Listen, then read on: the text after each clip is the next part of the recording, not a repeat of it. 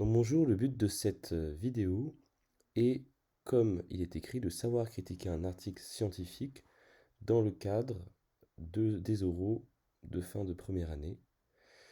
Donc l'objectif, c'est de mieux réussir la partie analyse critique de l'oral MEM2, parce que, en fait, pour critiquer un article, il vaut mieux avoir différentes notions, connaître différentes définitions, et surtout connaître les trois grands biais que nous allons voir ensuite, ces trois grands biais qui vont permettre de trouver les choses à critiquer au sein de l'article.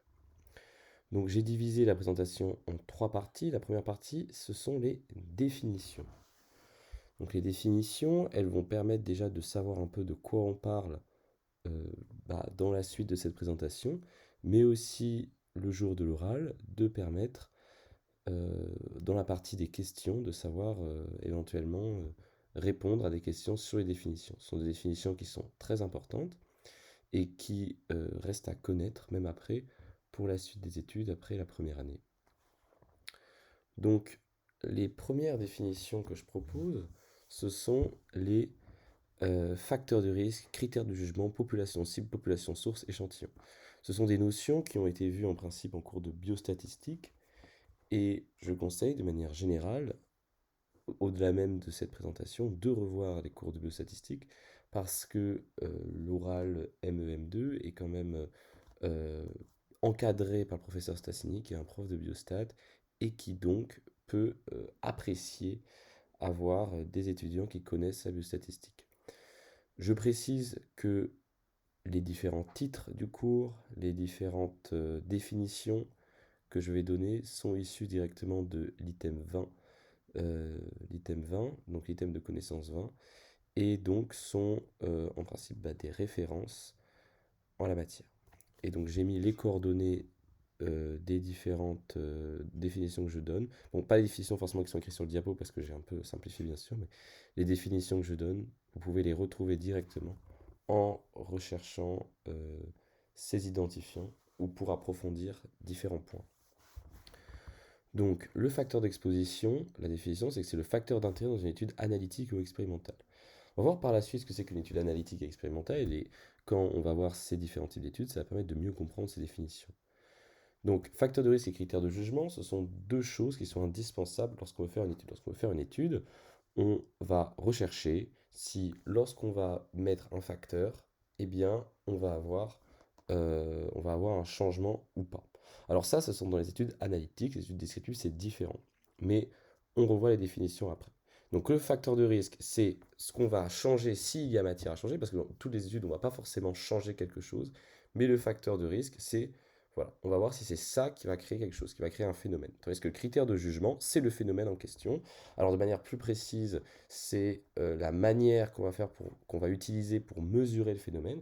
Donc pour donner un exemple, si jamais euh, si jamais notre étude c'est est-ce que fumer donne un cancer du poumon, le facteur de risque ce sera fumer, le critère de jugement ce sera le cancer du poumon et de manière plus précise, ce sera par exemple la taille de la tumeur en scanner ou est-ce que on va voir la tumeur ou est-ce qu'on va pas voir la tumeur ou est-ce qu'il va y avoir un taux sanguin ou quelque chose comme ça.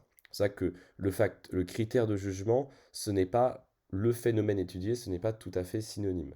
C'est pour ça que j'ai mis phénomène étudié parce que ça se rapporte au phénomène étudié, mais la définition est un peu plus précise. Ensuite, population cible, population source, échantillon. Bon, alors ça, c'est toujours la même chose, c'est-à-dire qu'on va avoir d'abord la population cible qui est la population qui nous intéresse parce qu'on veut que les résultats de notre étude s'appliquent dans cette population. Donc la population cible, par exemple, si c'est le tabac et le cancer du poumon, par exemple, c'est la population française parce que ça nous intéresse tous les Français, on n'a pas envie qu'ils aient le cancer du poumon. Et en plus, il y a une notion de prévention, donc ça s'intéresse aussi bien aux jeunes qu'aux personnes âgées. Mais évidemment, pour faire l'étude, on ne va pas pouvoir la faire sur l'ensemble de la population française. Donc on va choisir une population source au sein de la population cible, qui serait une population sur laquelle on pourra éventuellement travailler. Donc cette population source, elle peut être différente par sa nature. Ça peut être par exemple les gens dans un hôpital, ça peut être toutes les personnes d'une ville, ça peut être les gens qui répondent à un sondage, ça peut être... enfin, on a plein de types de choisir sa population source. Je ne détaille pas, mais c'est dans l'item 20, il y a tout un tas de définitions qui sont données sur comment est-ce qu'on va choisir un échantillon au sein d'une population source. Et cette population source peut être à l'origine de biais parce qu'on peut mal la choisir en fonction de la population cible, etc. C'est pour ça qu'on dit que elle doit être représentative. C'est pour ça que c'est très important, la population source doit être représentative de la population cible, sinon ça n'a pas d'intérêt. Et l'échantillon, c'est un sous-ensemble de la population source, c'est vraiment sur cette population-là qu'on va réaliser l'étude. Si on veut regarder le tabac et le cancer du poumon, c'est sur l'échantillon qu'on va voir si en mettant la cigarette ça marche ou pas. Tandis que la population source, c'est finalement juste la population qui nous aura permis de choisir l'échantillon. Bon, en principe, ça c'est des notions qui sont assez, assez claires parce que c'est des notions qu'on voit bien en première année et encore une fois, il ne faut pas hésiter à les revoir. Donc pour préciser la question posée dans une recherche expérimentale, on précise le facteur de risque, le critère de jugement et la population cible. Donc lorsqu'on va faire une recherche, encore une fois l'exemple du tabac et du cancer du poumon, on veut savoir le facteur de risque, le critère de jugement et la population cible, c'est-à-dire par exemple la population française. Il faut bien dire qu'est-ce qu'on cible parce que sinon notre critère de jugement, notre facteur de risque va être un peu différent. Si notre population, c'est les gens qui habitent dans une ville où tout le monde fume et qui est super exposé à l'air pollué, etc., bah peut-être que on aura d'autres facteurs que la cigarette qui vont influer sur le cancer du poumon. Par exemple, la pollution atmosphérique, ça peut être aussi intéressant à étudier, donc c'est pour ça qu'il faut bien choisir sa population cible, et en fonction de sa population cible, on va avoir des facteurs de risque, des critères de jugement qui vont peut-être légèrement différer. Mais bon, encore une fois, on ne va pas rentrer trop dans le détail. Il faut rester simple à ce niveau-là. Donc, les principaux types d'études. Donc, on a deux types d'approches, observationnelle et expérimentale. Donc, j'ai écrit les définitions qui sont principalement à connaître voilà, pour bien réussir. Donc, observationnel, on n'a pas de modification de la nature du niveau des facteurs d'exposition auxquels sont soumis les sujets inclus. Tandis qu'expérimental, on va avoir une modification. Donc, qu'est-ce que ça veut dire? Ça veut dire que dans l'étude observationnelle, les gens qui fument, on va les laisser fumer. Et les gens qui ne fument pas, ils vont continuer à pas fumer. Tandis que étude expérimentale, on va peut-être dire aux gens qui ne fument pas, bah, vous fumez, voir ce que ça donne. Donc, en fait, cette approche, elle est sur le facteur de risque. On va modifier la nature, on va modifier la fréquence, on va modifier euh, le, en fait, on va modifier le facteur de risque, comment est-ce qu'il intervient. Donc c'est ça la différence entre observationnel et expérimental, c'est tout ce qu'il faut retenir. Et au sein des études observationnelles, on va avoir les études descriptives ou analytiques. Descriptives, c'est qu'on va juste donner une conclusion à la fin, on va décrire ce qui se passe. Par exemple, si la population, c'est le nombre de personnes qui fument en France, si l'étude, par exemple, c'est le nombre de personnes qui fument en France, on va regarder le nombre de personnes qui fument en France. Tout simplement, on va prendre une population représentative de la population française et on va juste dire, voilà, il y a ce nombre de personnes il y a ce nombre de personnes qui fument. Donc, on n'a pas modifié la nature des facteurs d'exposition, on n'a pas fait fumer des gens, etc. Et c'est juste une étude descriptive. Analytique, et ben analytique, c'est qu'on veut faire une analyse, on veut faire un lien entre les choses.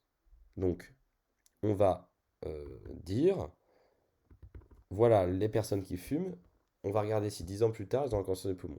Les personnes qui fument pas, on va regarder si 10 ans plus tard, elles n'ont pas de cancer du poumon.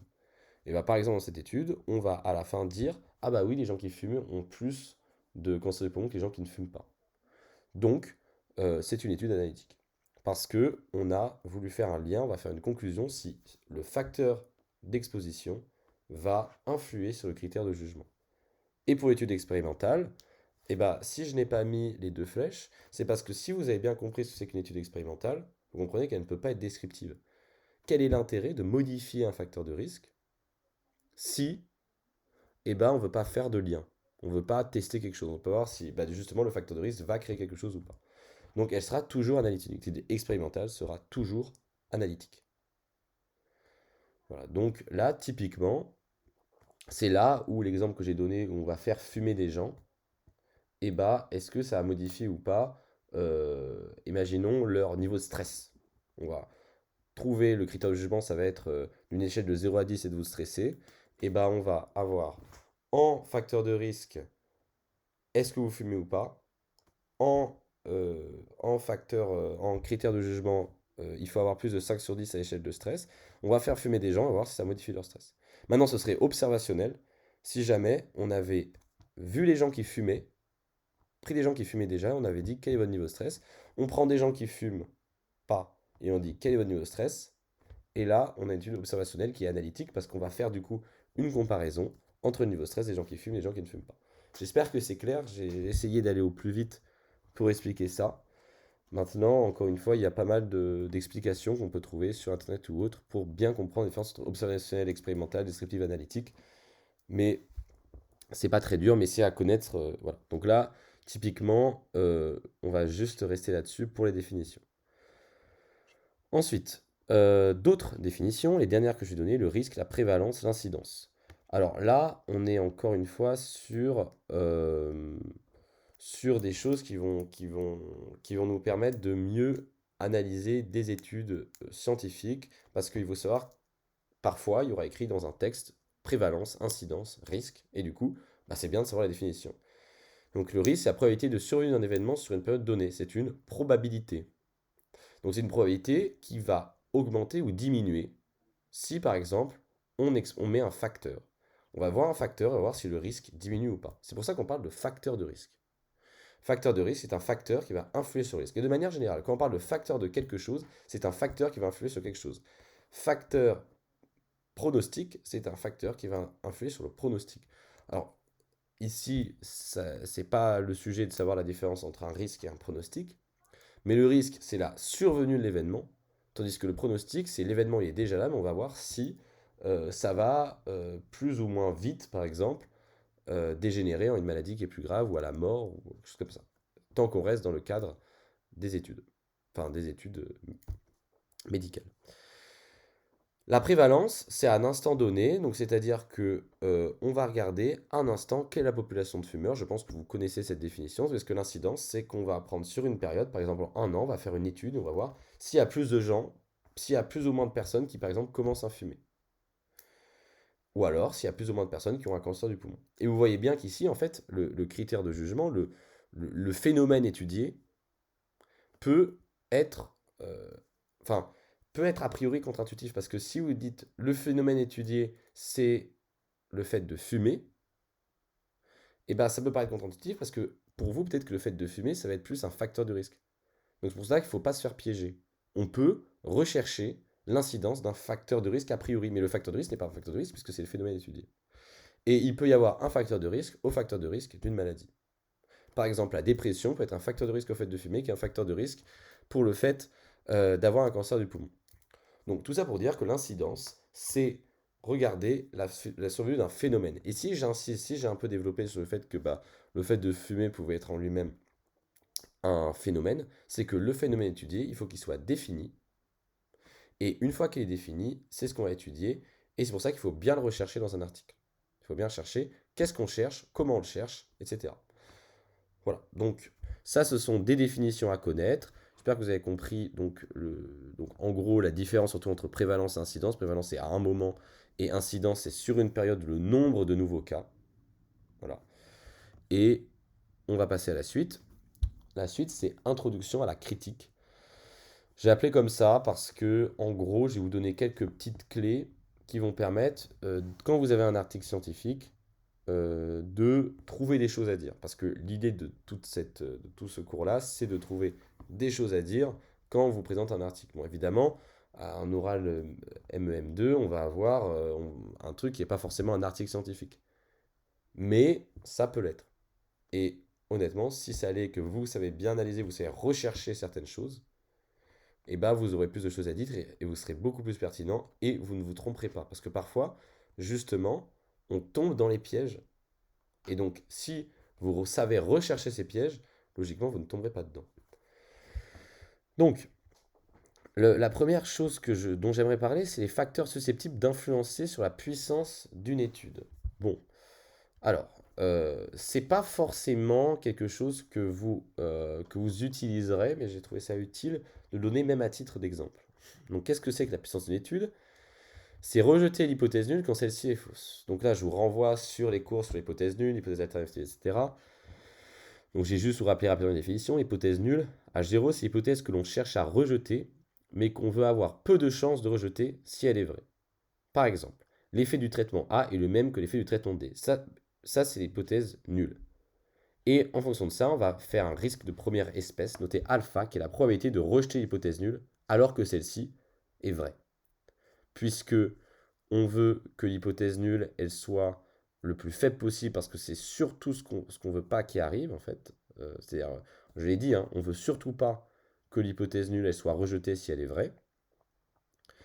Vu qu'on veut surtout pas ça, eh ben on va choisir un risque de première espèce qui sera le plus faible possible, et on le met surtout souvent à 5%. Ensuite, l'hypothèse alternative H1, c'est l'hypothèse complémentaire à l'hypothèse nulle que l'on cherche à accepter. L'effet du traitement A est différent de l'effet du traitement B. Et ici, peut-être que vous avez vu parfois dans des QCM, oui, l'hypothèse alternative, elle n'est pas contraire à l'hypothèse nulle. C'est-à-dire que si on rejette l'hypothèse nulle, ça ne veut pas forcément dire qu'on accepte l'hypothèse H1. Et c'est très important. Alors peut-être que vous ne le comprendrez pas à ce niveau-là, mais en fait, l'hypothèse alternative, elle ne va pas forcément dire le contraire de l'hypothèse nulle. Et c'est notamment ce qu'on va voir quand le test est unilatéral ou bilatéral. Et je vais définir ce que c'est qu'un test bilatéral ou unilatéral. Un test unilatéral, c'est que l'hypothèse alternative, ça va être une différence, par exemple entre traitement A et traitement B, mais dans un sens unique. Tandis que bilatéral, c'est dans les deux sens. Qu'est-ce que ça veut dire? Ça veut dire que l'hypothèse nulle, elle va être il n'y a pas de différence entre le traitement A et le traitement B. L'hypothèse alternative unilatérale, ça veut dire le traitement A est mieux que le traitement B. Ou alors, le traitement B est mieux que le traitement A. Ce sont les deux options d'hypothèse alternative unilatérale. Si elle est bilatérale, ça va être A. Il y a une différence entre les deux, entre le traitement A et le traitement B, mais peu importe finalement dans quel sens ça varie. On veut juste une différence.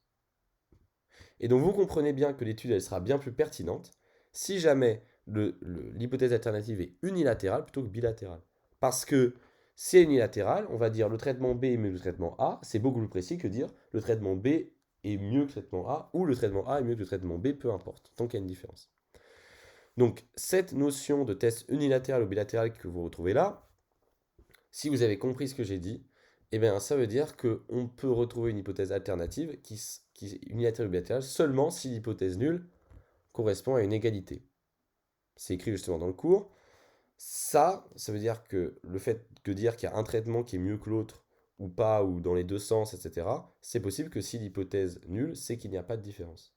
Et ça veut dire du coup que l'hypothèse nulle, elle n'est pas forcément, c'est pas forcément une égalité. L'hypothèse nulle, ça peut être le traitement A est mieux que le traitement B. Parce que, dans l'état actuel des connaissances, par exemple, le traitement A est mieux que le traitement B. Et en fait, on peut choisir des hypothèses alternatives qui ne vont pas correspondre tout à fait à tous les cas que ne prend pas l'hypothèse nulle. Parce que parfois, on peut être dans des cas qui sont juste pas prévus par l'étude. C'est-à-dire que si on a l'hypothèse nulle qui est il n'y a pas de différence entre traitement A et traitement B, l'hypothèse alternative qui est unilatérale qui dit le traitement A est mieux que le traitement B, si le traitement B est mieux que le traitement A, vous comprenez qu'on n'est dans aucun des deux cas et donc on sera amené à accepter l'hypothèse nulle. Alors que de base, ce n'est pas l'hypothèse nulle. Donc, quand l'hypothèse nulle est fausse, ce n'est pas forcément que l'hypothèse alternative est vraie et vice-versa. J'espère que vous avez compris. Donc, la puissance de l'étude, c'est sa capacité à rejeter l'hypothèse nulle quand celle-ci est fausse. En gros, la puissance de l'étude, c'est, même sans chercher à savoir qu'est-ce que c'est que l'hypothèse nulle, etc., c'est juste, est-ce qu'elle va être instructive sur ce qu'on veut, est-ce qu'elle va être utile, est-ce qu'elle va être... voilà. Donc, on a différentes choses qui vont faire que l'étude va être plus ou moins puissante. Et ça, dans le texte, pour revenir au sujet, dans le texte, il va falloir rechercher tout ça. Il va falloir rechercher la taille de l'échantillon. Vous pouvez regarder dans le texte, est-ce que l'échantillon est plus ou moins grand? Si l'échantillon est grand, eh ben, la puissance va augmenter. Pareil, la différence à détecter. La différence à détecter, c'est au niveau du critère de jugement. Par exemple, si on va dire qu'on a notre maladie seulement pour un tout petit intervalle d'une mesure biologique, bah, c'est pas forcément, ça va diminuer la puissance parce qu'on va avoir plus de risques de faire des erreurs. Donc, si la différence à détecter augmente, la puissance augmente aussi. La variabilité des observations, c'est logique.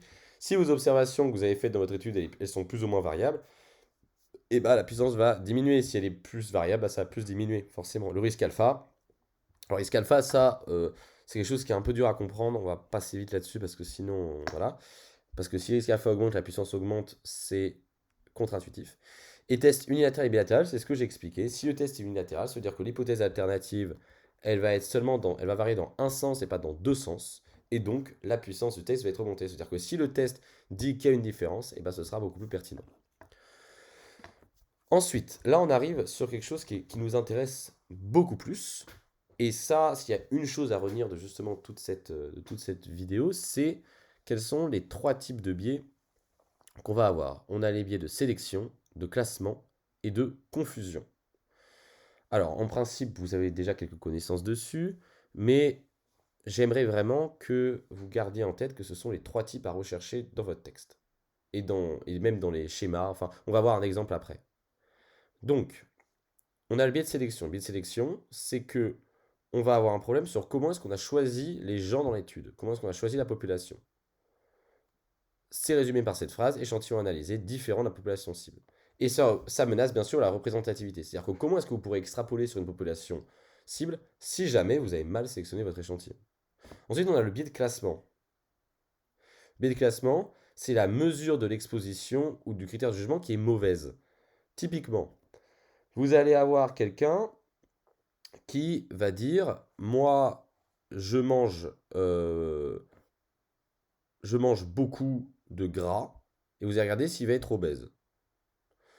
Et vous allez dire, je mange beaucoup de gras, et vous allez lui faire confiance, et en fait, vous allez faire une échelle un peu nulle pour savoir s'il mange beaucoup de gras, et la personne, par exemple, elle va se tromper, elle va mal se souvenir qu'est-ce qu'elle mange, etc. Et en fait, vous allez par exemple dire du coup que cette personne qui s'est trompée, qui a dit je mange beaucoup de gras alors qu'elle mange pas beaucoup de gras, cette personne-là, eh ben, elle va du coup se mettre dans les personnes qui ont mangé beaucoup de gras, et du coup être interprétée comme une personne qui mange beaucoup de gras alors qu'en fait, elle ne mange pas beaucoup de gras. Bon, alors, il y a plein d'exemples qu'on peut donner, hein. C'est-à-dire que, bah, si vous voulez prendre un exemple plus simple, vous dites, voilà, est-ce que tu fumes ou tu fumes pas? La personne, elle dit, je fume, mais en fait, elle fume pas, parce qu'elle ment, et du coup, vous vous retrouvez avec un biais de classement. Vous avez mal classé les personnes. Ça, là, les deux exemples que je donnais, c'est sur le factorisme. Maintenant, ça peut être sur aussi le critère de jugement. Vous dites, les personnes, elles ont bien été classées. Vous savez bien si elles fument, vous savez bien si elles ne fument pas. Maintenant, vous voulez regarder si elles ont un cancer du poumon. Mais sauf que vous allez mal interpréter le cancer du poumon, c'est-à-dire que vous allez dire le cancer du poumon, je vais le détecter par un scanner. Et en fait, sur le scanner, vous voyez des images, vous dites, ah là, il y a un cancer du poumon, et vous vous trompez. Vous ne savez pas, forcément, vous vous trompez, vous avez mal interprété, vous avez cru qu'il y avait un cancer, il n'y a pas de cancer. Donc vous allez mettre des gens qui, en vrai, n'ont pas de cancer, et des gens qui ont un cancer. C'est ça le biais de classement. C'est pas forcément très dur à comprendre. Par contre, le biais de confusion est un peu plus dur à comprendre. Relation observée entre le facteur d'exposition et le phénomène de santé étudié faussée par la non prise en compte d'un tiers facteur. C'est-à-dire que vous allez faire une étude qui cherche le lien entre un facteur d'exposition et un phénomène étudié. Vous allez trouver une association ou pas d'association, vous allez trouver quelque chose. Et en fait, cette chose que vous allez trouver n'est pas correcte parce que vous n'avez pas tout pris en compte, et notamment un facteur de confusion. Par exemple, toujours sur notre exemple du tabac et du cancer du poumon. Vous allez dire, voilà, j'ai trouvé les gens qui fument ont je sais pas combien de fois plus de chances que les gens qui ne fument pas d'attraper un cancer du poumon. Ok, super. Et en fait, vous vous rendez compte après que dans votre étude, par exemple, vous avez mis que des hommes. Et en mettant que des hommes, vous faites une autre étude et vous voyez que les hommes, enfin, que chez les hommes, le tabac va avoir un effet beaucoup plus délétère sur le fait d'avoir un cancer du poumon. Et en fait, le facteur de confusion sexe, en l'occurrence, va être présent. Parce que vous n'avez pas pris en compte le sexe dans votre étude. Vous avez pris 90% d'hommes et 10% de femmes. Bon. Et donc, en faisant ça, vous avez un peu faussé l'étude parce que vous avez favorisé un facteur de confusion. Le facteur que les hommes, bah, ils vont avoir plus de chances en eux-mêmes d'avoir un cancer du poumon. Donc, comment est-ce qu'on fait ça? Il faut euh, ce qu'on appelle stratifier, ça veut dire qu'on va faire en sorte, du coup, par exemple, d'avoir autant de femmes que d'hommes.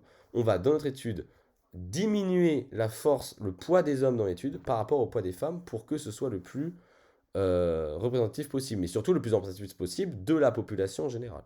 Ça, en l'occurrence, le facteur de confusion, il peut être aussi juste, parce que là, j'ai dit, euh, bah, les hommes, ils vont avoir plus de chances d'attraper un cancer du poumon, mais ça peut aussi être juste que, eh bien, votre population d'études, elle va pas avoir les mêmes proportions hommes-femmes que la population générale. Donc, votre étude, elle ne pourra pas être aussi bien extrapolée parce qu'il y a un biais de sélection. Vous voyez que on peut avoir différents biais qui se mélangent, mais qui font dans tous les cas que le résultat de votre étude va être faussé.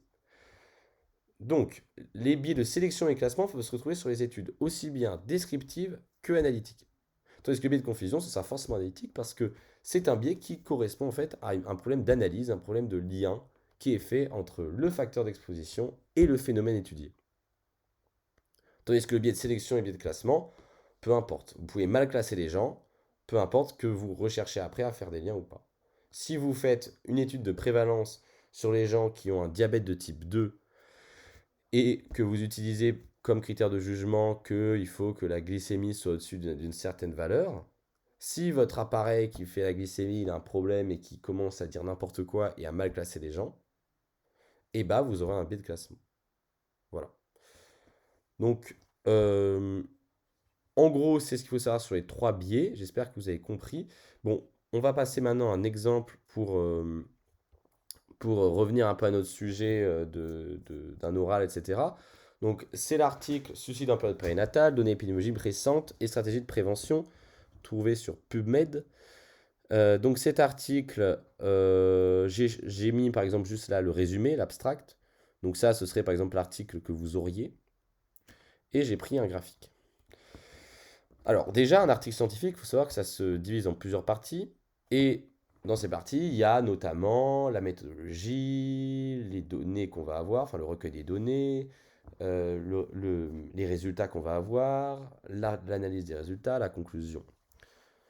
Et en fait, souvent, si on vous donne un article, ce sera le résumé, ce sera juste en fait, en gros, ce qui s'est passé dans l'article, qu'est-ce qu'on a vu comme information au sein de l'article. Donc là, c'est un article qui en gros nous dit que les femmes enceintes ont plus de chances de se suicider. Plus de chances de se suicider parce que eh bien, le fait de se suicider est très fortement associé au fait d'être une femme enceinte. Ou au contraire, le fait d'être une femme enceinte est fortement associé au fait de se suicider. Et vous comprenez que c'est pas exactement la même chose. Alors, je vais pas être dans l'analyse de l'article parce que voilà, c'est pas forcément le sujet. Moi, ce que je cherche à vous montrer, c'est plutôt savoir rechercher des biais dans l'article. Après, savoir analyser l'article, ça, c'est une compétence que vous devez avoir de toute manière. Donc, on a certaines notions de statistiques ici dans l'article, notamment les intervalles de confiance 95%. On sait qu'un intervalle de confiance à 15%, c'est un risque alpha fixé à 5%. Vous savez jamais, vous savez, ça vous pouvez le dire. Hein, en fait, ça fait toujours bien de donner des informations. L'intervalle de confiance, il est entre 1 et 2. On a 1,4 au milieu. Et d'ailleurs, c'est pas forcément l'estimation ponctuelle n'est pas forcément au centre de l'intervalle de confiance. Enfin bref, de manière, ça, vous le lisez, vous pouvez analyser ce que vous voulez. Et vous savez qu'il y a une méthode donnée par le professeur Stassini qui vous permet d'analyser au mieux les articles. C'est la méthode que je donnais là. Voilà. Donc, pour savoir, vous pouvez, sur cet article-là, vous entraîner à chercher les problématiques, les hypothèses, etc. Moi, pour l'analyse critique, j'aimerais surtout voir en fait ce graphique. Parce que pour moi, ce graphique est assez intéressant. Donc, c'est un graphique. Déjà, premièrement, on lit le titre, comparaison internationale des ratios de mortalité maternelle par suicide dans plusieurs pays ont des systèmes de surveillance plus ou moins renforcés. On va comparer les pays avec surveillance renforcée et les pays sans surveillance renforcée. Donc, on va regarder ça et on va voir si on a plus ou moins de suicides. Donc déjà, quand vous avez un graphique en général et que vous devez le présenter, dites toujours c'est quoi les données. Enfin, ici, on donne des chiffres, 2,5, 0,6, machin. Dites à quoi ça correspond. Dites que c'est un RMM. On sait pour ça, il faut savoir ce que c'est qu'un RMM. Alors, c'est écrit dans l'article plus ou moins, mais en gros, c'est le nombre de décès par suicide qu'on va avoir par 100 000 naissances. Donc, c'est important de le dire parce que si vous ne dites pas à quoi correspondent les données, comment est-ce que vous voulez les analyser? Donc, c'est à la fois pour vous, pour savoir de quoi vous parlez, et c'est à la fois pour l'examinateur, pour qu'il sache de quoi vous parlez. Parce que, en fait, si vous ne savez pas de quoi vous parlez, vous pouvez dire, ouais, il y a plus de suicides au Royaume-Uni qu'en France. Alors qu'en fait, si ça se trouve, c'était l'inverse, c'est que le ratio de mort maternelle, c'est bizarre et que c'est une inverse, et que du coup, plus il est petit, moins vous avez de suicides. J'en sais rien, mais c'est pour ça qu'il faut savoir comment il est calculé. Donc, là, on va essayer de rechercher les biais se trouvant dans cet article. Donc, premièrement, le biais de sélection. Le biais de sélection, ensuite on fera le classement, le biais de confusion. Le biais de sélection, eh bien là, il y en a plusieurs. Les sélections que vous pouvez citer ici, c'est par exemple que les pays que vous avez là sont des pays qui sont développés. Or, votre article, c'est données épidémiologiques récentes, s'agit de prévention. Il n'est pas forcément écrit que on recherche forcément sur des pays développés ou quoi. On dit des enquêtes nationales, internationales, enfin bref. Mais en fait, l'étude ne le cite pas forcément. A priori, dans l'article que vous avez, après peut-être que dans la longue étude, vous savez que c'est un article qui en vrai fait plusieurs pages, peut-être que c'est cité. Mais en tout cas, vous avez un gros biais de sélection parce que vous allez dire, ouais, il y a des pays qui ont une surveillance renforcée, où ça va être comme ça, où il n'y a pas de surveillance, ça va être comme ça, mais en fait, c'est que sur les pays développés. Alors vous comprenez bien que ça se trouve, dans des pays non développés, on va aussi pouvoir avoir des choses intéressantes, etc. Donc il y a un biais de sélection, pour moi, qu'il faut citer.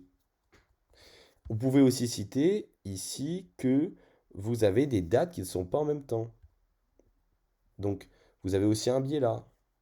Parce que ce n'est pas, il y a un biais temporel qui est clair. Et ça, ce serait plutôt un biais de confusion. Parce qu'on n'a pas, comment est-ce que vous pouvez faire forcément une analyse entre les États-Unis et l'Australie, alors que c'est pas du tout sur la même période. Si ça se trouve, en la période 2003-2007, les gens étaient beaucoup plus heureux sur la période 2010-2019 parce qu'il y a la crise économique. Enfin, j'en sais rien, par exemple. C'est pour ça qu'il faut faire très attention à tout ce type de données qu'on peut avoir. Et un autre biais qu'on peut avoir, qui est un biais assez intéressant, c'est que ce réveil, en principe, est calculé pour 100 000 naissances vivantes. Alors, c'est écrit dans l'article quelque part, mais il faut que les naissances soient vivantes. C'est écrit là. Pourquoi est-ce que c'est important? Vous comprenez bien qu'ici, on a essayé d'éliminer un biais. On a essayé d'éliminer le biais que, et ben forcément, si ton enfant il meurt, et ben tu as plus de chances de se suicider. C'est un biais de confusion assez intéressant à comprendre. Parce que le biais de confusion, on avait dit qu'il y avait associé à la fois à l'exposition au phénomène étudié. Et ben oui, le fait de se suicider parce que enfin le fait d'avoir un enfant qui va mourir, c'est associé à l'exposition parce que c'est associé à la grossesse bien sûr, et c'est associé au phénomène étudié parce que ça peut déprimer, etc. On comprend bien. Là, vous avez un bel exemple de facteur de confusion. Et dans cet article, on a fait en sorte de l'éliminer en mettant naissance vivante. Donc ça, vous pouvez dire, même si le biais n'est pas forcément présent, vous pouvez dire, on a essayé d'enlever ce biais-là. Et croyez-moi, ça fait très bien. Ça veut dire que vous avez bien compris l'article. Et ici, on a certains pays, par contre, Royaume-Uni, Australie, pardon, Royaume-Uni, Australie, où, euh, pardon, Royaume-Uni, Australie, où on a pris des naissances vivantes ou pas vivantes. Donc, ça veut dire qu'il y a un biais pour le Royaume-Uni et l'Australie. Ce biais a été pris en compte. Voilà. Ce biais n'a pas été pris en compte. Et donc, de manière générale, sur le graphique, un piège intéressant dans lequel il ne faut pas tomber, c'est que vous pouvez dire les pays avec surveillance renforcée, il y a plus de suicides que les pays avec surveillance non renforcée. Mais si vous regardez bien et que vous connaissez bien justement comment analyser en statistique, etc., vous voyez que là, vous avez un piège parce qu'ici, on a une valeur un peu extrémum qui va plus loin et du coup, bah, la collade, elle est plus loin. Mais si vous regardez la médiane des valeurs des pays sans surveillance, avec surveillement renforcé, c'est 2,6. Les pays avec surveillance renforcée, la médiane, elle va se trouver aussi autour de 2,5-2,6. Sachant qu'en Australie, on n'a pas de données. Et au-delà même des biais et au-delà de ça, les autres choses que vous pouvez critiquer sur ce graphique, c'est qu'on n'a pas toujours les 42 jours, les 1 an. On n'a pas forcément les données de suicide pour 42 jours et les données de suicide pour 1 an. Parce que, et du coup, ça fait qu'il y a quand même voilà, ça crée des erreurs d'interprétation. Parce que, en fait, moi, je trouve que ce graphique, d'ailleurs, est assez difficilement interprétable et que, par conséquent, vous ne pouvez pas en dire grand-chose à part le critiquer. Donc, c'est un bel exemple de comment est-ce qu'on peut critiquer un graphique Et voilà, je vous invite en fait, de manière générale, à rechercher au sein des articles que vous avez pu avoir, au sein des différents entraînements qui sont disponibles, même sur le forum tutorat, etc., de rechercher ces différents biais. Éventuellement, vous pouvez aussi parler de ces facteurs-là qui vont influencer la puissance d'étude, même si c'est plus dur, parce que souvent, ça n'ira pas autant dans les détails statistiques. Mais si vous recherchez ça, si vous avez bien en tête, je recherche le biais de sélection, je recherche le biais de classement, je recherche le biais de confusion, eh bien, vous aurez des éléments dont vous pourrez parler pour votre article et que vous pourrez mettre donc dans l'analyse critique. Et puis, même si vous ne mettez pas dans l'analyse critique, dans les questions, c'est important de l'avoir. Parce que si on vous pose des questions justement sur la méthodologie de l'article, sur comment est-ce qu'il a été fait, sur qu'est-ce qu'il veut dire, qu'est-ce que vous remarquez, qu'est-ce qui vous gêne, et bien si vous avez déjà bien analysé, bien critiqué, eh bien vous aurez plus de facilité. Voilà, j'espère que vous avez compris quelques petites choses dans ce cours. J'espère avoir été le plus clair possible. J'ai été obligé d'aller vite et de pas forcément donner des explications très détaillées pour tout, parce que c'est des notions qui demandent d'autres notions avant, et en première année, on les a pas forcément, à part si on a très bien travaillé ces cours de biostatistique. Donc, je vous conseille de réviser la biostatistique, je vous conseille de revoir un petit peu les notions dont j'ai parlé. Encore une fois, vous pouvez approfondir en recherchant directement par l'identifiant des définitions et des choses dont j'ai parlé. Et n'hésitez pas à me poser des questions. Voilà.